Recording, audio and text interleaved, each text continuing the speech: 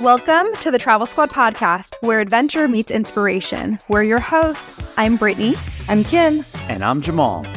Together we explore international destinations, hike epic national parks, and share unforgettable travel experiences with you, one passport stamp at a time. Our mission is to inspire you to travel by showing you how you can make it work no matter your budget, schedule, or experience level. We bring you along so that you can laugh, get excited, and start planning your own trip.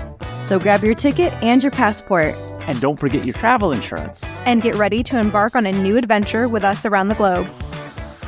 Hello, fellow travelers. Hey, Squaddies. Welcome to this week's episode of the Travel Squad podcast.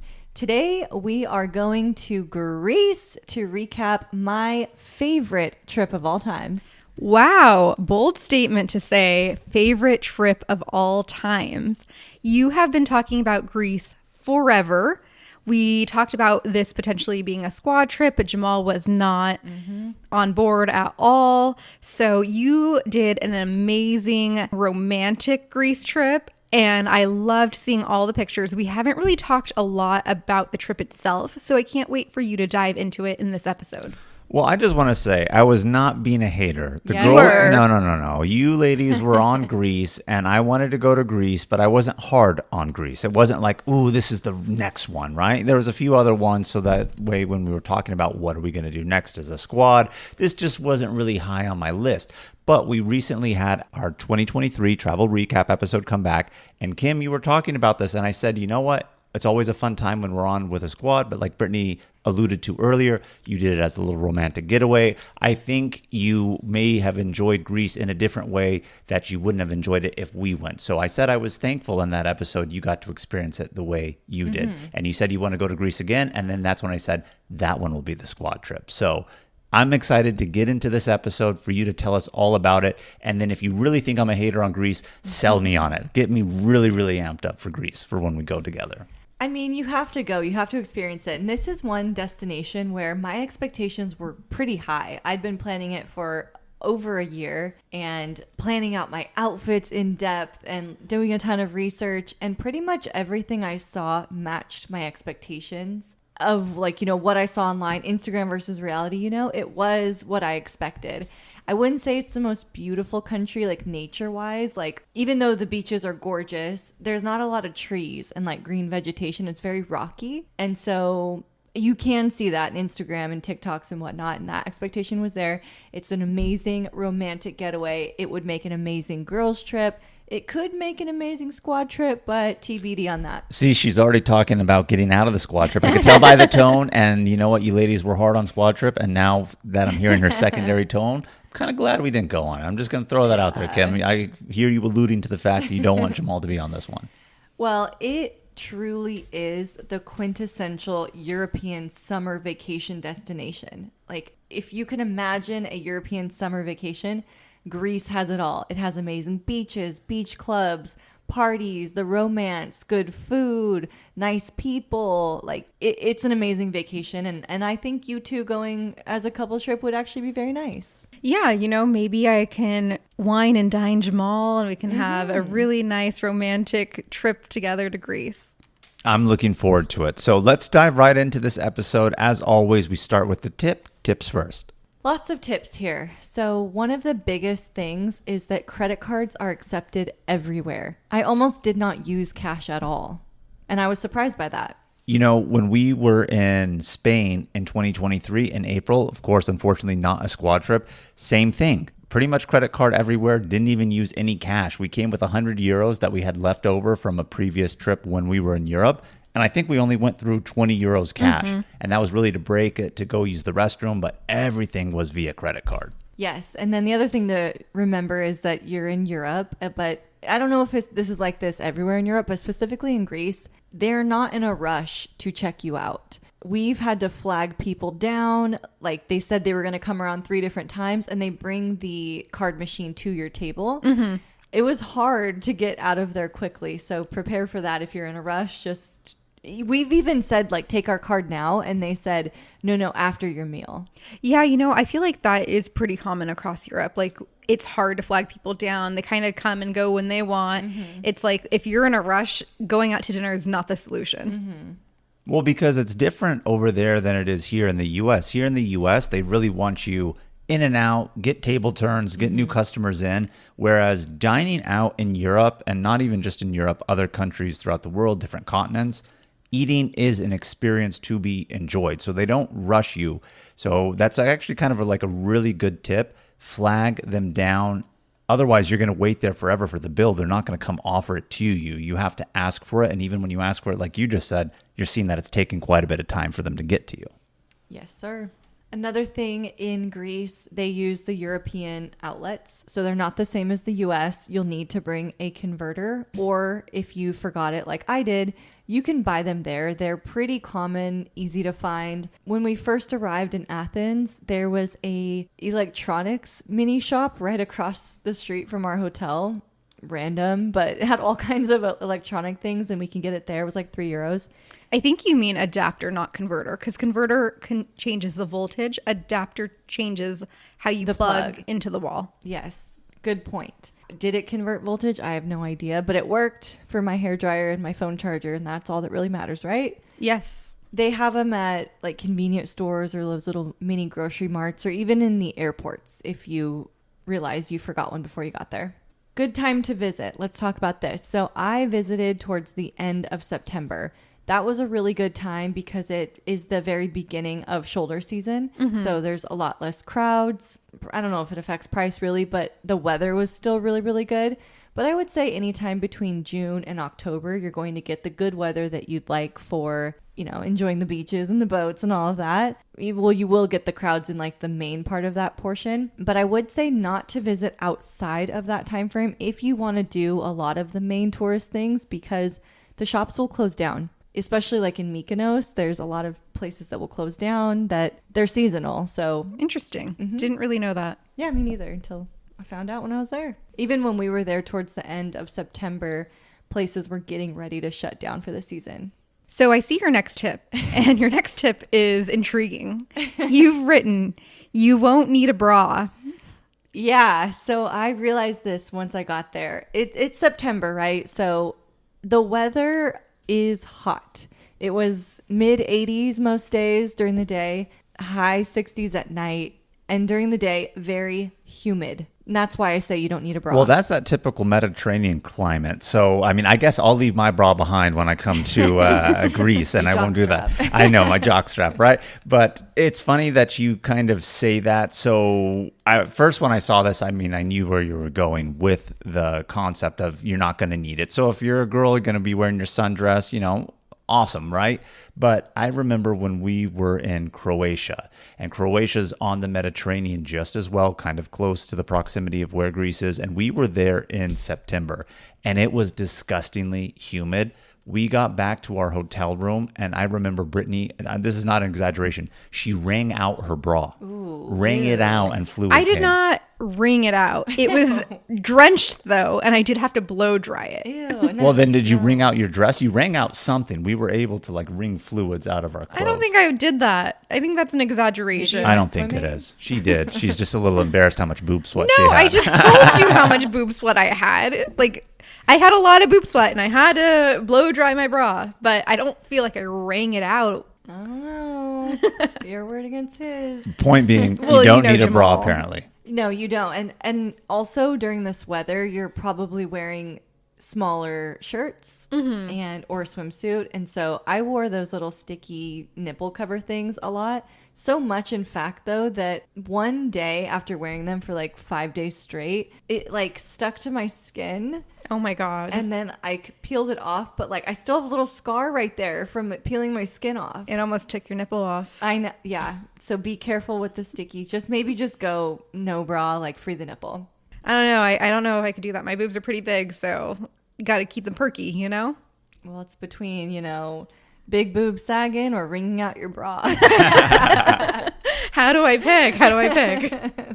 So we talked about it being really hot. So I imagine you should probably bring like sunscreen. Bring sunscreen, because we did purchase a bottle of sunscreen in Mykonos for 30 euros. Oh my God. It was baby sunscreen, but we used it every They single day. really bent you over for that one. But I Yes. guess they can really, if they're going to really upcharge you 30 euros for sunscreen, then you can really see the necessity of it, right? People are there and they're like, oh shit, I really need it. Yeah, and that was also a myth that I heard before going in. They said, if you want sunscreen, bring it yourself. They don't believe in sunscreen. That's not true. You can find sunscreen.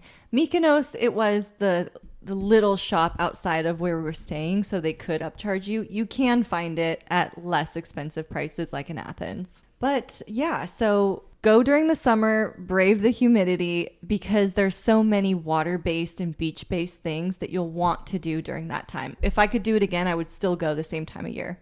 But you like it hot. I like it hot and sweaty. And the water activities, right? Because a lot of the places you went, as we get into this, of course, you were in Athens, which is on mainland, right? But pretty much everywhere else you went is on the island, so you're in the Mediterranean. Other than Athens, I'm honestly not too sure what there is to do really on the mainland area of Greece, because it really is geared towards the water environment. Or if you are on mainland in Athens, of course, they have the old ancient Greek ruins, the Parthenon, and all that stuff. So that's really going to be the highlight on land, but everything else is really water-based. Yeah, there are other ruins that, like Delos is a day trip you can take from Athens, also land-based. And for me, the highlight was the islands, like you're saying. So I didn't do a lot of research on Right. what you can do there. But yeah, I think that's what most people do. And so we went to Athens, Mykonos, and Santorini. We spent 2 nights in Athens, 1 in Mykonos, 3 in Santorini. There are a lot more islands around that I would love to go back for. They're less touristy, still just as beautiful, and it's just too hard. You need like a month to really hit them all and enjoy your stay, so just got to go back. Exactly. Maybe we'll do a girls' trip to Greece. Ooh, see, Jamal, you were hard on Greece. Hey, all right, I've been excluded. That's A-okay with me.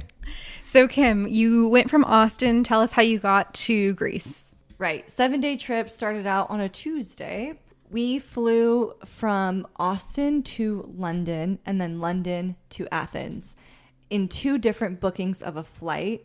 And we did that because, and this is actually a really good tip for you squatties, if you're looking to get prices down on your flight, look at where your home airport flies direct to. So I just was looking for how can we get to Europe? And Austin flew direct to London. And then, once you're in Europe, flights in the EU tend to be a bit less expensive. And so if we were to book, just say Delta, Austin to Athens, it was coming in somewhere around like $1,400, which is crazy. And so between booking the 2 separate flights, Austin to London, London to Athens, and then round trip, of course, it brought it down to like $800. Oh, wonderful. Good tip for y'all. That's a really good tip, but if you are checking a luggage, if you actually have 2 different airlines and they don't code share, then you will have to receive your luggage in country, in London in that example, then recheck it to Greece. Yep. So Tuesday, that was most of our day. We took off in the evening, so it was kind of an overnight flight. And I kind of like doing that for international, get it out of the way, take that big long trip. I think it was like 9 hours on that big flight. So that was good. Hit up the London lounge. Nice. Got harassed by TSA in Of London. course. And then got on that next flight into Athens. Took a cab to our hostel. I wouldn't necessarily recommend staying at this one. It was called the Welcomen Hostel. It was way more low end than I thought it was. It was actually highly recommended on Hostel World. And the reason we stayed in hostels was because we were going to go cheap on part of the trip so that we could splurge on the 3 nights in Santorini with a luxury stay. Mm-hmm. So we really felt the penny pinching in this hotel. Like, What's a hostel? yes, yeah, but it did the trick, whatever. It was about a 20-minute walk from the Acropolis, so you get to like see the city while you're there, and it did the trick for the 2 nights we were there. So I understand maybe this one you wouldn't recommend because it wasn't the best hostel and you felt a little bit low budget, even for a hostel, right? But I imagine Athens would be a cool place for a hostel. Did you meet people in the hostel that you kind of talked to or anything, or you just really didn't get those type of vibes in that location? No, we didn't meet people, and it wasn't like a social situation either. In fact, it was kind of weird. Like one day we saw them making food and we asked what they were doing, and they just said they're making food, but it was a very clear, like, you're not invited. Oh, interesting.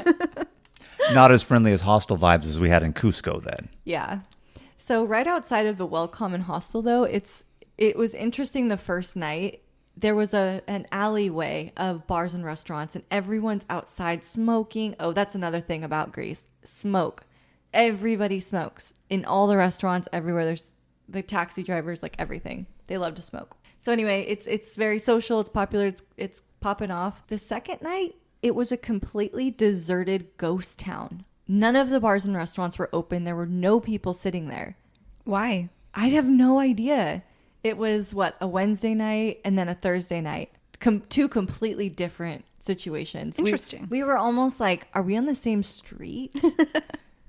That's funny. So this first night in Athens, we get there and the vibes are good, but it is also a city that when you first walk into, especially at night, you're kind of like, oh, how safe really is it? Should I really be walking around? But it was, just like any other city. Make sure you have your stuff together and you'll be just fine. So we took a little walk down to the main area where the Acropolis starts to begin. And this is kind of where everything is in this main city center. And we went to a place called 360 Rooftop Cocktail Bar. Sounds so you, Kim. I'm not surprised. My coworker actually had gone in April, and she's the one who told me a lot of things were closed. She recommended a lot of things to me, and this was one of them. And I would highly recommend it to everyone else as well. We did not have a reservation. We got sat pretty fast, actually. They have house music playing. The vibes are good. The cocktails were good. I got a cocktail that was called Naxos. So all of their cocktails are themed over a different area. And it had a little piece of Gruyere cheese on top. Oh. Apparently, Gruyere comes from Naxos. Interesting. It was a good cocktail. And the most amazing view of the Acropolis. Like, Jamal, I felt like you with the rhino. A little tear coming down my eye. Love that. I love it. It's those little moments that make a vacation, isn't it? Because you've been really, really amped up on Greece for a while.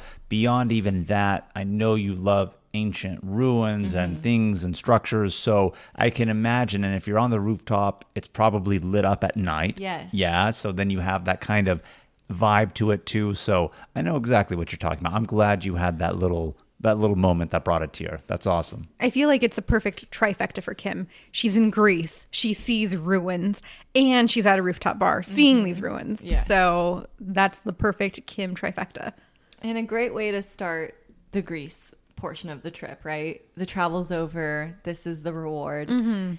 So after we spent a couple cocktails there, we went off to a place that our bartender had recommended to us called Juan Rodriguez. And this place is super fun. If you want to dance, they had a DJ going, playing really good house music. It was really, really crowded though. So if you want to dance, you really got to claim your spot. Brittany, I don't know if you would like it. It was like shoulder to shoulder crowded. We would not like that. But it had the most gorgeous decor, like glam, moody decor.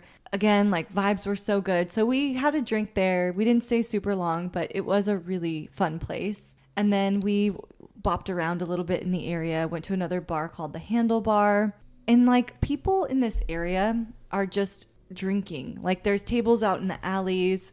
There's a lot of people out. Even though it's probably getting to be like 1 a.m. at this point, it's still very lively. But it's not like debauchery. It's just everyday life. Okay. So at that point, we kind of called it a night because we did have to wake up early in the morning for the ruins. Ooh. So when we booked our ruins tickets online, you didn't have to pick a timed entrance. But just before we went, they changed the rules to timed entrance. So it kind of screwed us because you actually had to stand in line to get your timed ticket. Oh, no. I know. So it kind of defeated the purpose of buying a ticket and not having to stand in line. So we kind of knew that going in. And so time to get there was really open. We walked there, and along the way, we stopped and had brunch at a place called The Brunchers. It was in the Monostraki neighborhood, which is really, really cute. A lot of cute restaurants, cute bars, and it's towards the way of the Acropolis. So you're getting more and more in the busy city center area. Breakfast was actually really good. It also had some cheese on there. Love me some cheese for breakfast. Who knew the Greeks loved the cheese so much? It had eggs, it had a little salad, some Greek tomatoes. It was very good. And then we were prepped and ready to hit the Acropolis. When you walk there, you do have to walk uphill to get there. So it's kind of a trek. It's an easy day, you might say. And in that humidity and in the heat, you do not want to be wearing a bra for that. So I know this day was focused on the ruins. How long would you say you need to allot to explore the museums, the ruins, and all of that? Well, there are a lot of different ruins around there, so you can choose to see all of them. We did not do all of them. I don't think that you really need to, especially once you see the Acropolis. It is the biggest of them all. It's a huge area, so let's not count the line situation. If you have your time ticket, I would say you're probably only going to wait in line like 15 minutes. But we had a different line situation because of the rules. Once you're in there, I would say you're probably going to spend like an hour or two walking around. Okay. It's very crowded, but I don't think there's any way around that. Very, very beautiful. You see the Parthenon, this huge, beautiful building. You see these statues and these temples, and it is gorgeous. I will say, having seen, what is the one in Lebanon? Baalbek, and how massive it is there and no crowds. I was constantly comparing it to that in my head. Yeah, well, biased opinion being Lebanese, I'm going to say Baalbek's better. Not that I've been to Greece apparently to see this, but at the same time, you're comparing apples to oranges, so to speak, right? Not as popular of a country for tourism, let alone in that region, Roman ruins to Greek ruins. But if you're comparing it based off of that, that's kind of, unfortunate. But I'm sure it was still quite an experience nevertheless. Yeah, definitely. I would not go to Athens and not see this. If you're there, you have to see it. You have to go. Otherwise, why else are you going to go to Athens? I mean, Right. I really, and again, I don't know, and I know you are more focused on the island areas and, of course, flying into Athens, so why would you not see this? But I've really heard that there's not much to do in Athens except these ruins. Mm-hmm. And so that's the biggest property there. And if you only saw that, you'd be fine. There's a lot of other ruin areas that you could get a ticket to go into as well. There's I'm probably not going to pronounce these totally correctly, but the Odeon of Herodias Atticus. It's a nearby ancient stadium. Very beautiful. The Panathenaic Stadium, Temple of Olympian Zeus. That one was really cool. Ancient Agora, also very cool. So pick and choose which ones you want to do. They're all within walking distance of each other. I would say maybe Ancient Agora, see that one, and maybe the Olympian Zeus. The other ones are much smaller and less, once you've seen the big ones, the smaller ones aren't as interesting. But if you're big on ruins... If you're big on ruins, or go see the small ones and then end with the finale, right? Because you're right. If you see the Parthenon first and then go to the smaller ones, it's going to be like, But I will say, after walking from the hostel to up the hill to the Acropolis, walking all around the Acropolis, my feet were hurting so bad. And I was wearing the Dr. Scholl's white tennis shoes, the comfortable ones. Your feet just hurt and it's hot. Yeah. So take a break before you go see the other ruins. Don't try to do it all in one fell swoop. So the thing that we did, and that I'd recommend you do if your feet are also hurting or it's just hot and you want to take a little break, down at the bottom of the Acropolis Hill, there are so many restaurants, shopping, there's tourists everywhere, there's locals everywhere. So immediately at the bottom there, we went and had a gyro at a place called Mikpo Toitko. Just look for that M&T 2-letter gyro spot there. Usually I wouldn't call out a name if I can't pronounce it, but this gyro was so good that I would highly recommend you eat it from there. Pretty much every gyro I ate in Greece was amazing, but this was the first one I had, and it was so good, and it was like €5. Was it the best that you had the entire trip? I think so, honestly. Ooh, okay. And after walking around and being hot and just wanting to sit down, it was killer. I really find that to be the case sometimes when we're on places and you want to try the local cuisine. The first one is the best one. And I wonder, is it really the best one, or is it because it's just like, oh, I've been waiting so long to like have it, because again, I mentioned how we were in Spain earlier in this episode in 2023, same year that you went to Greece here. And we got some tapas, the potato bravas, and the first place that we got it at was the best, and we just kept comparing it to that. And maybe it really was the best in both situations, ours and yours, right? But sometimes when you have that really great one the first time, the other ones they're good, but it's just like you're chasing that high almost of like, let me get that one again, Yeah. Either way, it's going to be good, and I would recommend it. It's right at the bottom of the Acropolis and a good place to stop and take a break. Now, once you're there, you can kind of plan where you want to go from there, and there's several different neighborhoods. The Plaka neighborhood, we went here, and I would recommend going here. It's just cute restaurants with adorable umbrellas where they're having Aperol spritzes and little bites, and there's so many places to pick from. I won't even say the one we went to because I don't think it really matters. There's a million places to choose from and they all have about the same stuff. So just pick one of those, sit down, have a cocktail, just relax. Like this is the place to just sit and have a drink. And that's also part of Europe, right? Just sitting and having a drink. Perfect place for it. There's the Syntagma Square, which is part of this big city center area to check out. Koloniki, which is right behind the square there. A lot of glamorous cafes, more rooftop bars. And I should also mention too, in this city center area by the Acropolis, there are so many rooftop bars to choose from. And a lot of them look really, really cool. So whether you go to the 360 or another one, they're all going to have pretty good views of the Acropolis, especially at night. So from there, we're looking at about, I don't know, probably 2 p.m. at this point. We had our drink, had a little bite, we're relaxed. Now we're ready to hit up the Acropolis Museum. A little bit of a walk away. You need probably about 2 hours here. This is where all the artifacts from the Acropolis have been taken. And it's also cool because it's built on top of ruins too. So they'll be, right when you come in, the bottom area is all ruins that are still in the ground. And then they have the floors that go up. They're glass floors, so you can see them as you're walking around inside the museum. That's really cool because then you can see like what's underneath, and like I feel like it's almost like in a scavenger hunt, and you're kind of seeing like all of the cool artifacts and ruins, and it's just like a whole different perspective that you get to walk on top of them. Yeah, there's some really cool stuff in there to see that's been pulled out. They have the coolest statues, and it's so detailed, and you're like, how the hell did they make this back then? I always wonder that, like when you go into a church and see a fresco, or when you see like columns that are carved out, and you're like, how did they make these? And they're so perfect.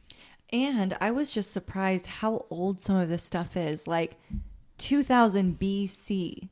I'm like, how does that time frame even exist? I don't know. In my mind, and then they're still like so intact too. And they have some of the history there too. Like this was from the Persian invasion. And so you get a little bit of that history. We didn't do any guided tours to explain any of the history of this stuff. So we were just reading it in this room.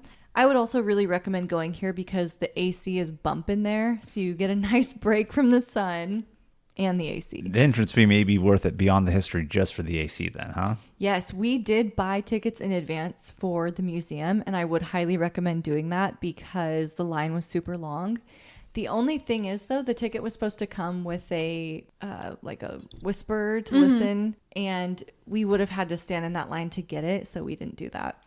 Yeah, so after the museum then, it's kind of just at your own will. And I really like that about Athens too. It was a lot to discover city life there. So we went into some shops. There was a motorcycle shop in this neighborhood called Pasiri. That was more of a shopping and cool bar area, also in the city center type place. So we did a bit of that. And then the coolest thing that we did to end the night was go back near the Acropolis onto the Areopagus Hill. You still climb up the hill to the Acropolis, but then instead of going left to it, you go right to this other hill. And everyone sits up there with their drinks and watches the sunset. You have a really cool view of the ancient agora below you, just popping out from the trees. It's a really cool view up there. Someone got proposed to at sunset up there. Oh, that's nice. Yeah, it was really cute. And then you look behind you and you see the Acropolis starting to be more and more lit up.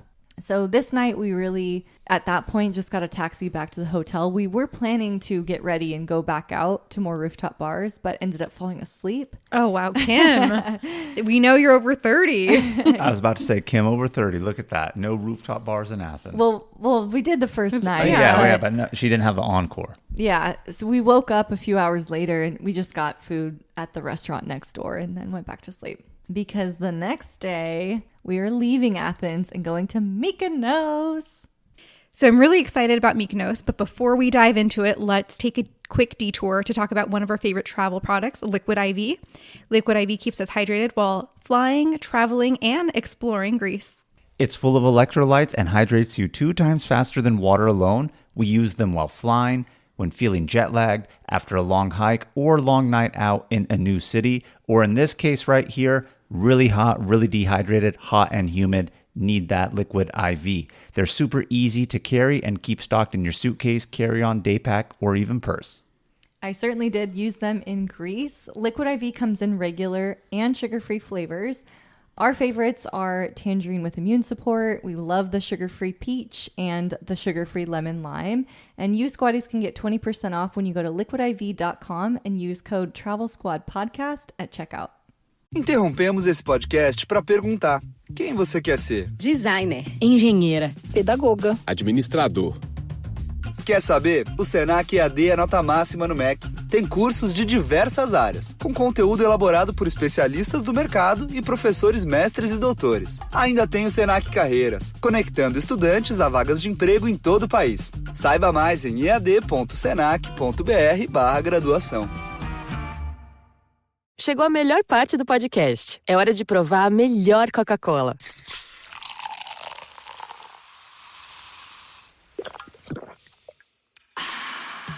A Coca-Cola sem açúcar. O sabor irresistível da Coca-Cola, sem açúcar e igualmente refrescante. Coca-Cola sem açúcar. A melhor escolha. All right, so Friday we are hitting Mykonos, baby. And we did not take a ferry. We took a flight from the Athens airport into Mykonos. I would recommend that. It's about the same price. It's a lot faster, and then you don't have to deal with the weird schedules of the ferries. Schedules of ferries, choppy water, hot on the boat, you know. They're always late. Yeah, so you could just have the nice, cool, temperate air of the airplane.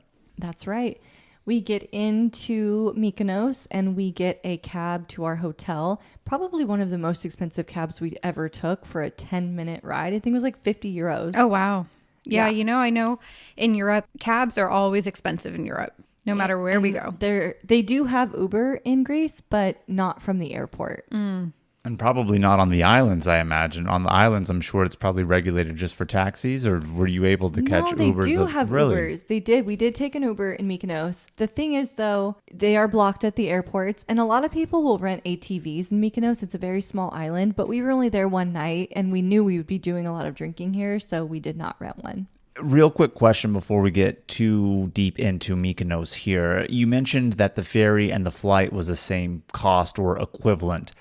Earlier, you mentioned how, of course, flights within Europe to Europe and other places are relatively inexpensive. How much was your flight? From Athens to Mykonos? Yeah. $71. Oh my gosh, that's so cheap. Yeah, and the ferry was about the same, maybe even a little bit more. And it'd probably take you longer to get there from the ferry than it would the flight. Yep, and that's exactly why we wanted to do that, because we only had one night here. We chose to only have one night here because a lot of the research we did online said, you know, there's nothing to do in Mykonos but party. And there was a lot of shit talking about Mykonos on the social medias saying it's touristy, it's crowded, it's blah, blah, blah. And yes, it was crowded in Mykonos town, and maybe it's touristy. I like nightlife. I don't have a bad thing to say about Mykonos. I had so much fun here. I would have actually loved to have 2 nights here. I think anything more than 2 nights would have been, I'm over it. But one night, we tried to do as much as we can. So we were staying at Paradise Beach Resort. Believe it or not, it is a hostel. Okay. Beachfront hostel with beach clubs right outside your doors. How can you go wrong? Yeah, it was perfect. And we chose this spot because 1, it was cheap. It was only $100 a night to stay here. And then 2, it's right on the beach. So we didn't have a lot of time, wanted to be as close to the beach clubs as possible. And that's what we did. And this was a great spot too, because it had the Paradise Beach Bar. But then there were like 3 other bars. All of them have beach beds that you can rent out that are part of it too, restaurants, all that. The Paradise Beach Bar, though, was buy one, get one free on all the cocktails. Oh, you can't go wrong there. So it was $15 a cocktail, but you get 2. 2. Whereas the other bars on the strip were not buy one, get one free. Oh, this is a great squad tip. So, we were going back there. We didn't actually rent a bed there. We rented a bed a little farther down on a nicer bed, but we kept going back to that bar for drinks. So we ended up getting in around, 9? No, so it must have been around 10 a.m. We finally arrived there. Obviously, you're not really supposed to check in till like 3 or 4 p.m. But a lot of people were arriving. They're probably used to it. They let us put our stuff down, and then at 11 a.m. we could check in. Oh, that's pretty nice. That's an early check-in, actually. Yeah. Not too bad. But, that's a good tip in general to note is if you get to a hotel, hostel, or any place like that, maybe the only place you really wouldn't be able to do that is an Airbnb, right? But if you get to your accommodations early before check-in, usually you can leave it. So plan trips to get there early, make the most of your day, leave your luggage where you're staying, and then just head on out. Yes. And that's what we did during that 1 hour. We just went and got a cocktail, and we're just sitting on the beds waiting. The guys will come over and ask you if you want to reserve that bed. It was 30 euros per bed. And after we checked in, we did rent one for each of us. But at this point, we were just kind of squatting. So 30 euros per bed. How long do you get the bed for? All day. All day. Even Okay. if you leave, it's yours. All day. That's nice. The only thing that would have been a little better and probably more so at a higher end spot would have been bedside service. I was going to say, you kept talking about having to walk back to the bar. Yeah, but it's fine. Well, bedside service for 30 euros, you would kind of want it. But if it really is all day and not so many hours, then I think that makes sense. But at the same time, if they did have that bedside service, so to speak, you probably would be getting the drinks being lazy and not getting your twofers, right? So I guess it's kind of good to get up, walk around. Yes. Who knows what you're going to see on the beach. Exactly. You don't want to be too lazy and then to have too many drinks and just get sloshed and fall asleep with a still did burn. that. Anyway, I know, but it's kind of good that way. Yeah. And then right here, they have a bunch of restaurants. They have pizza, gyros, a whole cafeteria of different foods. There's an actual restaurant you can sit at tables and eat too. We ended up eating a pizza and a gyro that was really, really good. And we pretty much stayed here all day. We took some time to go out in the water and swim. There's a big coral reef here. So you can swim and then climb on that and then swim past it. We had the GoPro and just some of the most beautiful views down there. Nice. And the GoPro footage is so cool. We spent a lot of time in the water, actually. But I must say, for the squatties listening and considering this area, Louis got a allergic reaction almost immediately after getting into the water. He started to get these like hives kind of on his arms, turning red. They're really itchy. He told me, "Are your mosquito bites getting itchy?" And I was like, "No." But it was this rash apparently that was forming. What is it from? I think it's from the plants in the water because we got out, we went to the little market that was right outside of the resort and they immediately knew what was going on. They actually put vinegar on it, but he needed allergy medicine. They didn't have any. Our front desk guy at the resort did happen to have some of his personal stash and it pretty much went away almost right away. Like a Benadryl? Okay. You don't travel with like a little carry-on with all your... I don't usually have allergy things. Oh, it's always good to have. Well, who expects to get allergies going into the Mediterranean Sea? I guess it can happen, but you never know. That's interesting. Yeah. So something about the plant life that's in there and maybe the amount just gave him an allergic reaction. Something else I said in passing just now, mosquito bites.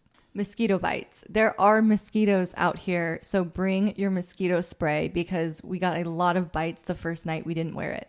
So that Sawyer always comes in handy. Like that's our brand that we go to. And I mean, every time we wear it, I always have a ton less mosquito bites as if we didn't wear it. So we mostly stayed here for the day and we had so much fun. There were other beach clubs that I would have loved to go to, hence why I would have liked more nights here. Scorpios, Club Santana, Kahlua, Passaro Beach, Super Paradise Beach, Paraga Beach Bar Restaurant.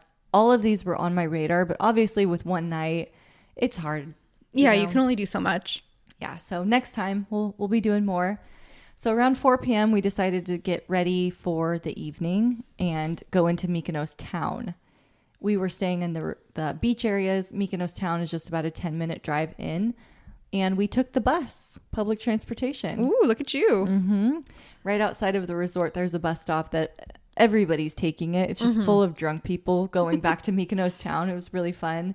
And we got into Mykonos town, and yes, it is crowded. It's very crowded. There's a ton of people, but it's that iconic, like white and gray brick sidewalk, pink flowers everywhere.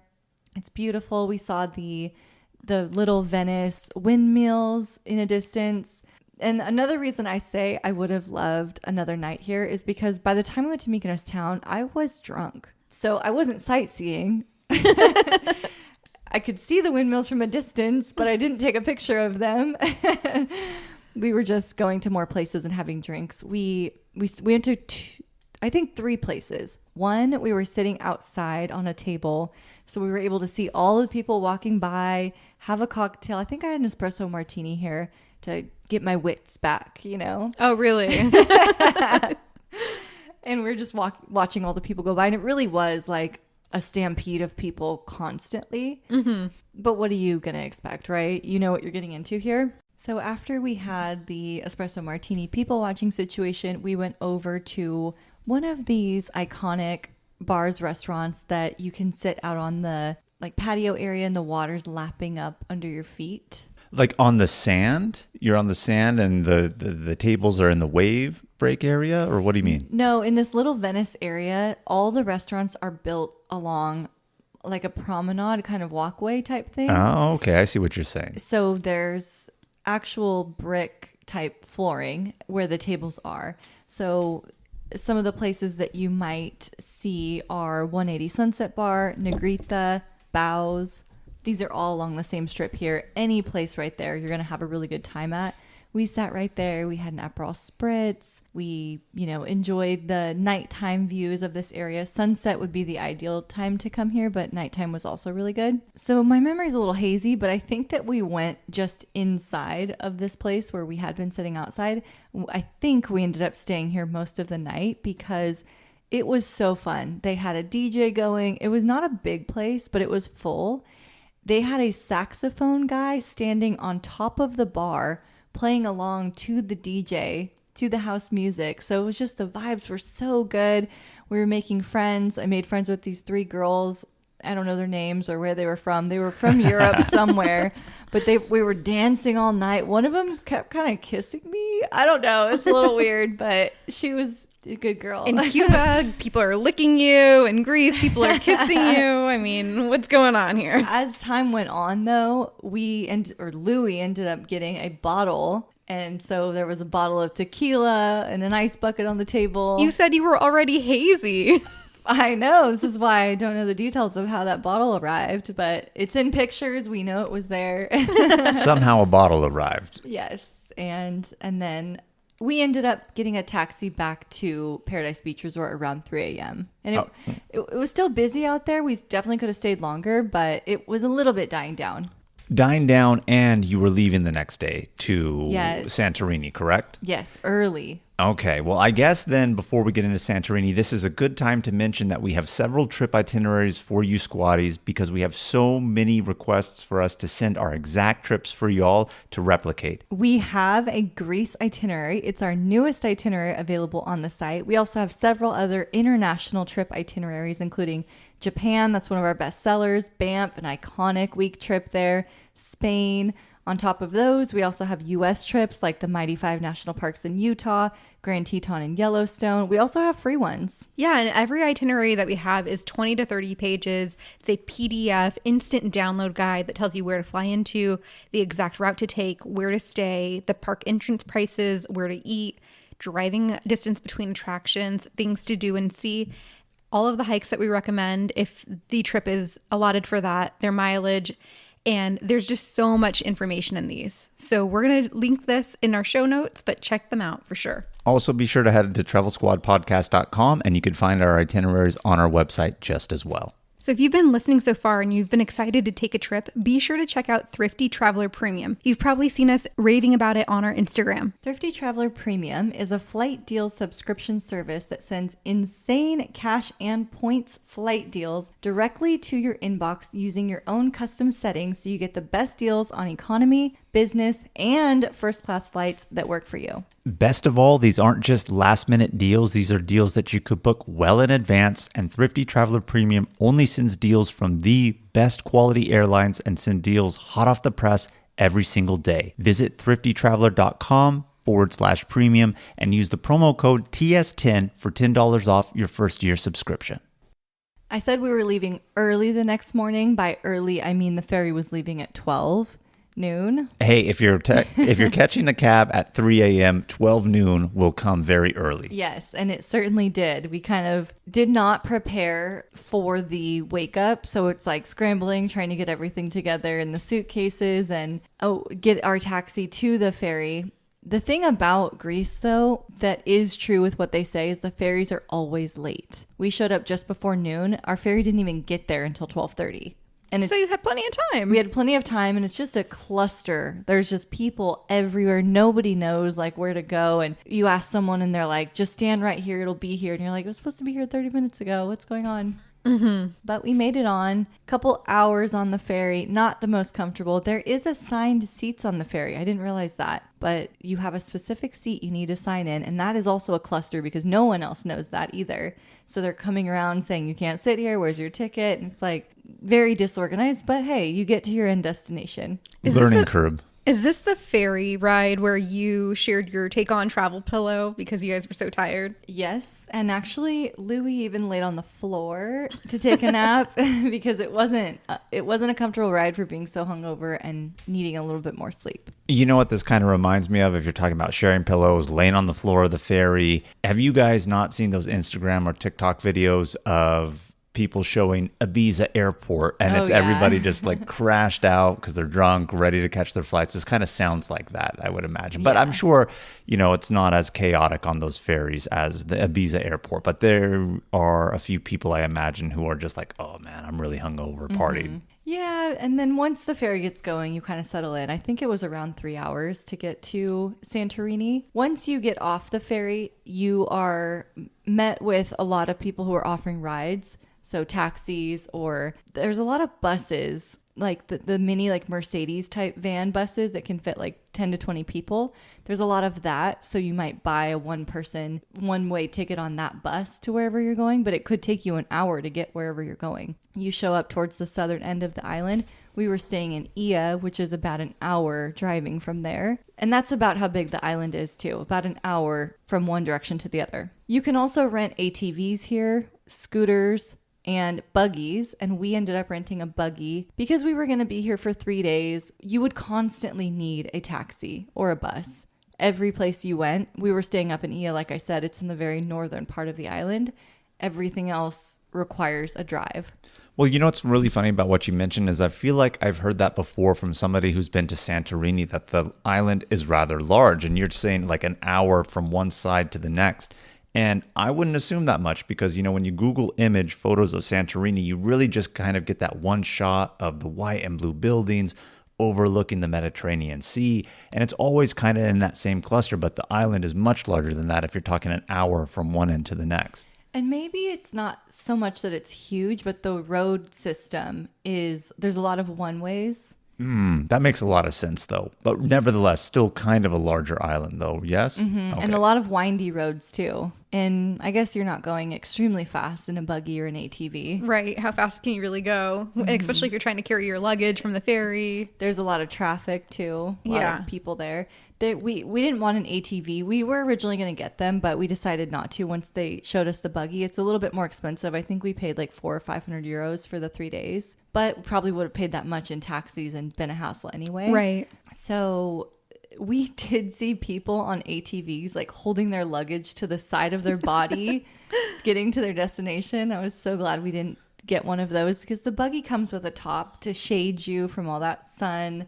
There's a lot of room in the back for your luggage, and then you're comfortably sitting next to each other. That's nice. Only one person has to drive, so guess who got to be passenger princess? You? That's me. You are always passenger princess, no matter what. The buggies do not have power steering, though. That was like the one thing that made it a little bit more difficult. Not that I drove, but over those really windy roads, you really have to crank it. Yeah. But this is where you had your luxury stay, right? This is what you did budget the rest of the trip because you went all out for this. Yeah, I think we spent like $600 a night at the Theria Suites and Studios. They are tucked away on the back side of the Caldera Cliff up in Ia, so you can't actually see it. And so the hotel staff met us out front on the street, took our luggage and walked us down. And there's a lot of steps you have to walk down the side of the cliff to the lobby. Then they take you to your room. It's a gorgeous room. They had all different types of rooms, but ours was a gorgeous 1-bedroom, huge room. In the bathroom, it had this like gorgeous shower, almost like it looked like rocks. And you almost couldn't see that there was a shower there. It was like built in kind of. Huge jacuzzi tub. There was wine waiting for us with a beautiful note. It had a private jacuzzi hot tub on the porch balcony overlooking the ocean. I was about to ask you because as you're talking about this, I had to Google. I'm like, all right, I got to see what the Theria Suites in Santorini look like. And every image that comes up for the first maybe 10 is really a patio overlooking the water with its own private little pool or jacuzzi. And it has that classic kind of like whitewashed look that the buildings in the area are famous for too. So I feel like it really immerses you in that entire vibe. Yes, it does. The architecture here is so cool. There are no straight lines. There's no corners. Everything's rounded. Everything kind of flows into each other.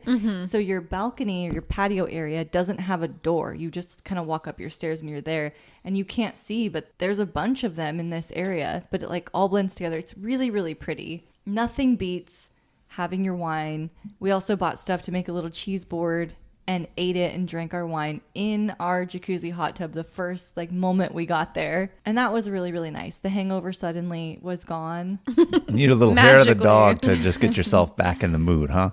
That jacuzzi tub, man, that was amazing. This was like truly what we were looking forward to the whole trip. And I'm so glad we splurged on it. The hostel in Athens was worth getting to have this luxury spot in Santorini. So this night, we didn't want to go too hard. I thought, depending on how we feel, maybe we could go to Fira, where it's like more of the middle of the island. There's a lot of nightlife there, but we weren't really feeling that. We decided to go down to Ia. Well, we kind of were in Ia, but we went down to Ia farther in, went down to Amudi Bay, which is another really popular area here.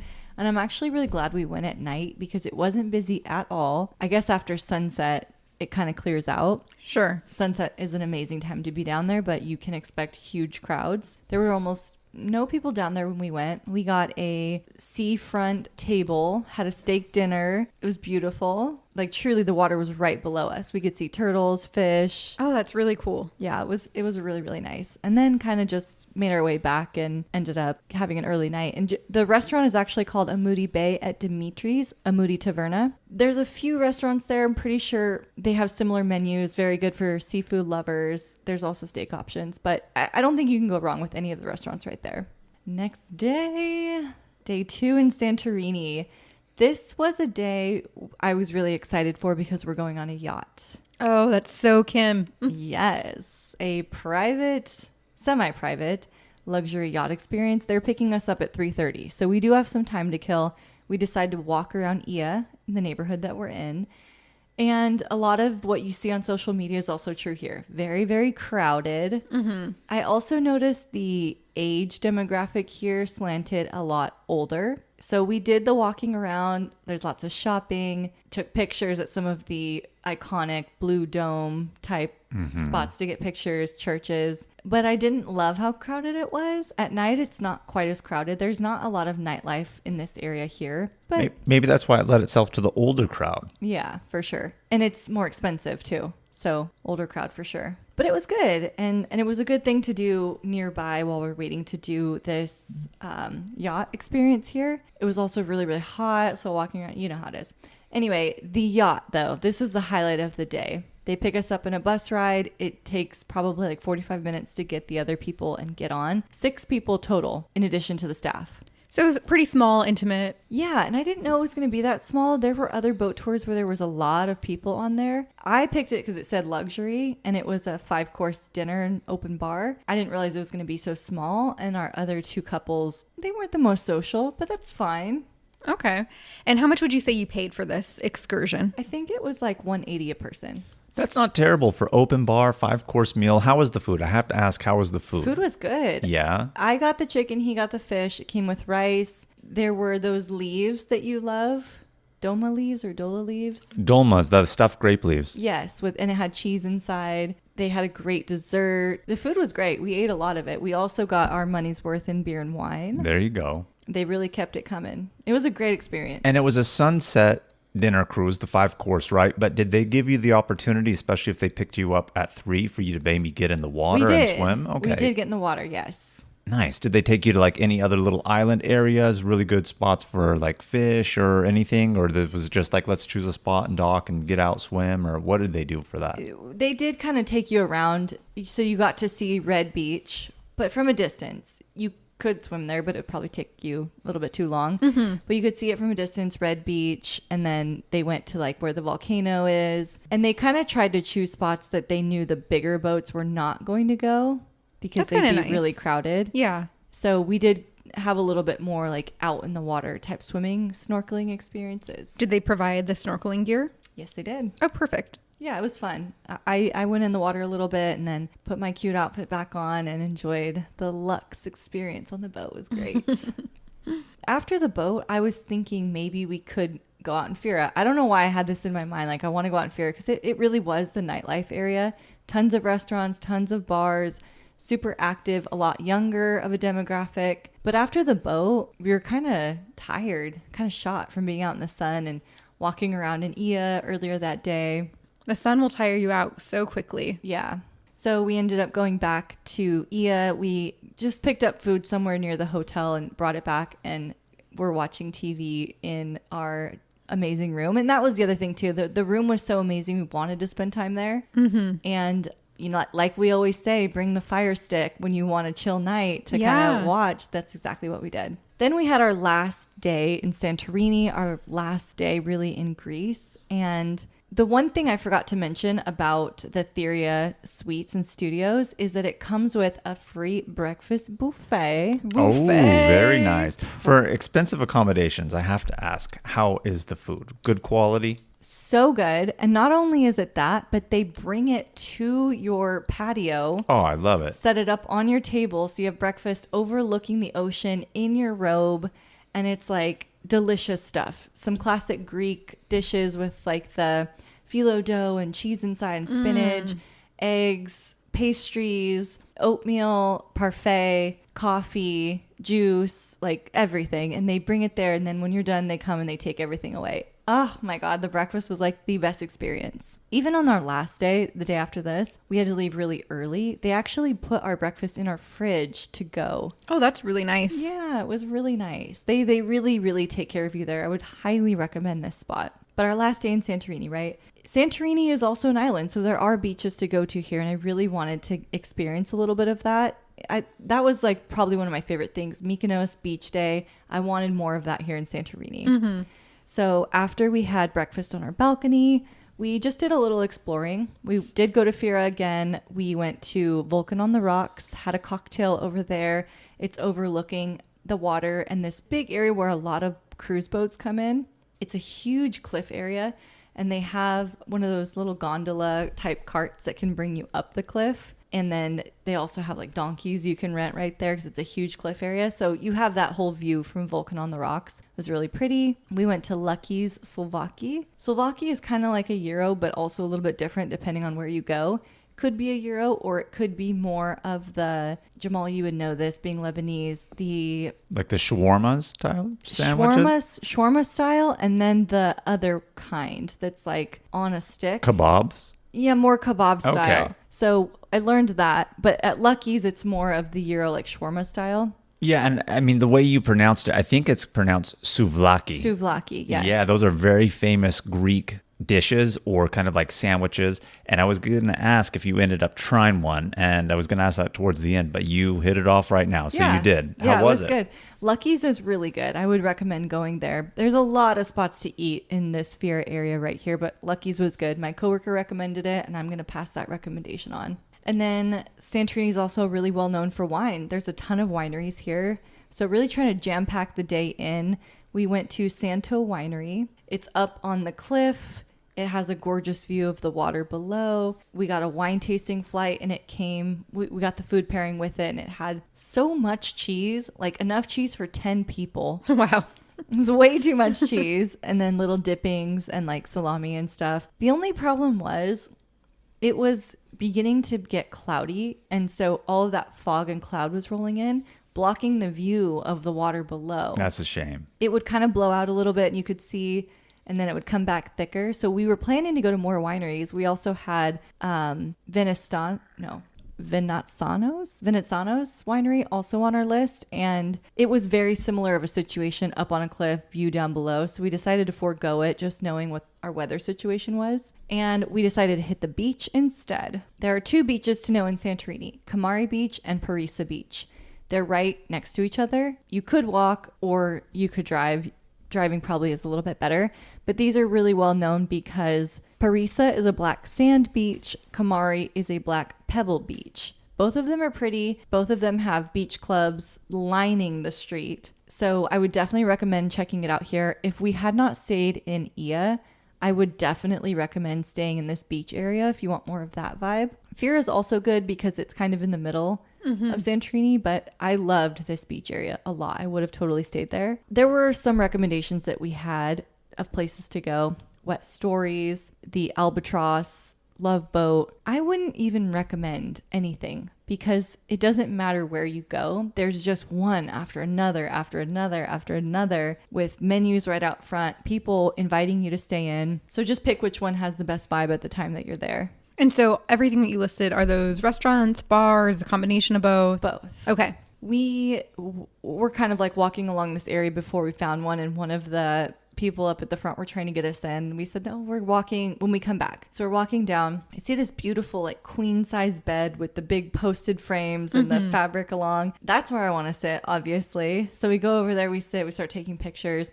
But then the guy comes over to tell us the price, and it's 80 euros. For just a bed. Really? For the day or for a few hours? Or Probably what? the day, but we weren't planning to stay a super long time. So we decided, no, it's not worth it to pay that. We started walking back, and our friend who had tried to get us to come in before invited us in, free beds, free shots. Ooh, can't go wrong there. And we got a bottle of champagne. But did you take shots? Because you don't. It wasn't a hard liquor shot. It was like a little bit more of a mixer. Something Greek traditional, he said. I shot it. Yes, I did. Wow.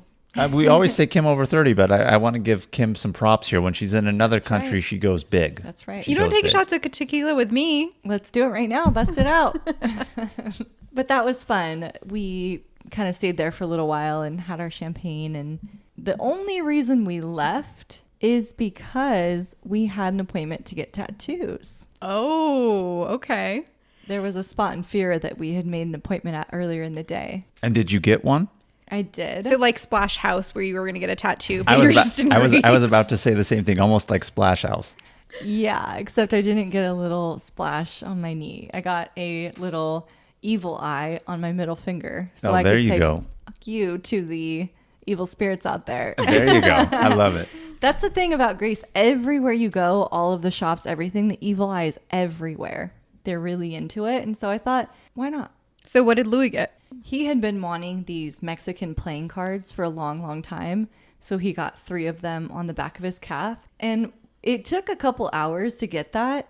As we were doing the tattoo situation, the power went out 2 different times. And that happens, I guess, in Santorini. So if you're there and the power goes out, it's normal. Mm-hmm. One of them lasted like almost 30 minutes. Oh, wow. And then the other one was really brief. So he was about to come home with a half done. Exactly. tattoo. One card was done, almost done. The other 2 hadn't been started yet.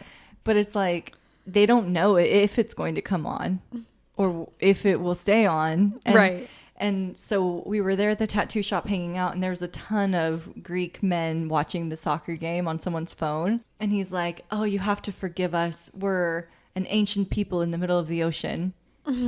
Or a prehistoric people. I don't know what he said. Something like that. And it was like, yeah, actually, that makes sense why your power would go out. 2,000-year-old place in the middle of the ocean. But everything was good there. And that's basically how we ended the night. It was pretty late by that point because of the power delays. Probably went home like 11 or 12 and then had to get up the next day to make it to the airport. And the final thing I'll say, since we did rent a buggy, they let us know that you can return it at the airport. And they had given us some name like Rocks. Return it to the Rocks by the airport.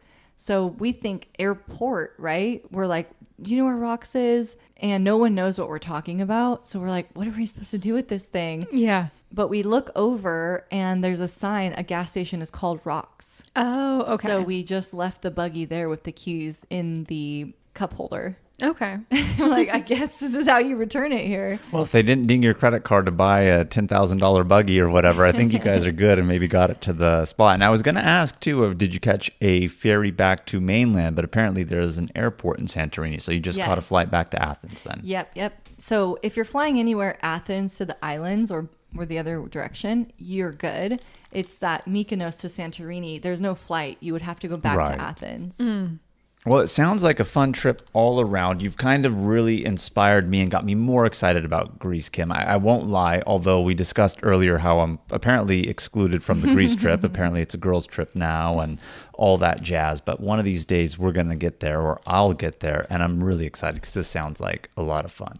It was really, really fun. And I thought I'd have more time to just lay on the beach and relax. And we did do some of that, but it was so much more go and jam-packed than I thought, that if I did go back, I would do more of just beach. Like, I've seen things now. I don't need to go around. Just lay on the beach beds and have that quintessential European summer vacation. Enjoy those vibes, right? You're the first time you got to kind of see the sights, roam around. But now that you've seen it, you're right. I mean, what is it famous for? The beaches, that type of vibe. You got to enjoy it. And speaking of enjoying Greece a little bit more, I think you're going to be really excited because we are coming up to questions of the week, Kim. Woo! And we have a lot, I see. We have 5 questions this week. Our first question's coming from Angela, and she's asking, would you recommend a guided tour or individual for this trip?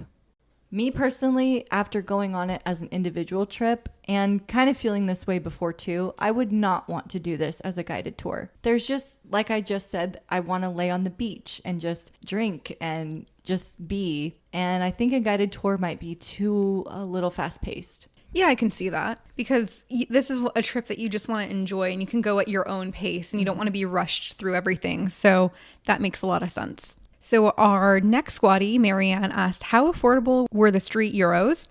Did you get fries in yours? Yes, I did. Of course. You can't say no to fries. And the fries were good too. And the prices are very affordable on this. I would say 4 to 5 euros at all of the places that we got them. And they were all delicious. So even in the touristy areas, the euros were still in that price range. Yeah. And I was going to ask this too, but you were kind of touching upon it with a little bit of the prices. But Greece is known to be a very affordable euro country. Unfortunately, several years back, they kind of like had an economic crisis. So I know it's geared towards tourism. That's kind of really what saved it. But food, from my understanding, is relatively inexpensive.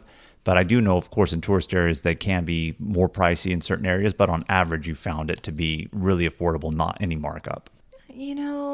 I don't know if I would go so far to say really affordable, but I would say it's reasonably priced. There you go. Okay. Yeah. I didn't think anything was too crazy. Even the seafront steak dinner we had at a Moody Bay restaurant wasn't that crazy.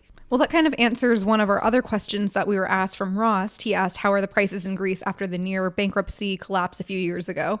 So you kind of dove into that a little bit. And here's something I learned from a local. We were asking, why are the beach clubs so empty in Kamari and Parisa? And part of it was the season that we were there. It was towards the beginning of the shoulder season, so people had gone and left. But also he said that before their crisis, and 2008 was kind of when that hit around the same time. Before that, the locals would be the ones at the beach clubs. They were vacationing in Mykonos, vacationing in Santorini, and spending a lot of money there. But then the crisis hit and prices went up. So you used to get €1 for maybe €2, and now they've gone up to 4 or 5. And so they don't, and also then financial personal crises were happening. And so people cut back on spending. They stopped vacationing there because they thought, why would I go there on vacation and spend 3 times as much as I used to, and I can go now to this other destination and spend a reasonable priced amount. And so that's also why you see a lot of the less touristy islands apparently is now where a lot of local Grecians are going. So like Crete, Naxos, Paros, that's apparently where more of the locals are now vacationing. But still, like I was just saying with pricing, I mean, it's not too crazy if you're used to American prices.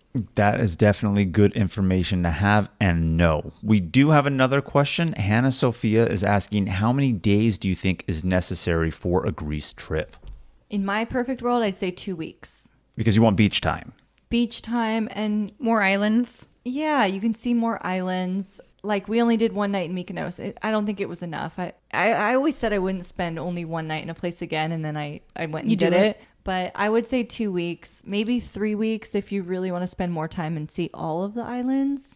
That's a big amount of time, though, for just one country. But if you're going to do it as more a leisurely thing, then I think that makes a lot of sense. If you're going to do a week, I would... So we did Athens, Mykonos, and Santorini. And we did that in a week, and that was fine. You could still do that. Maybe cut one of those places out if you wanted to spend a little bit longer. We did 2 nights in Athens just because of the time in which we arrived in Athens. You really only need 1 night in Athens if you want to cut something. Or hey, even go crazier. Come in straight in the morning, do all the thing. No.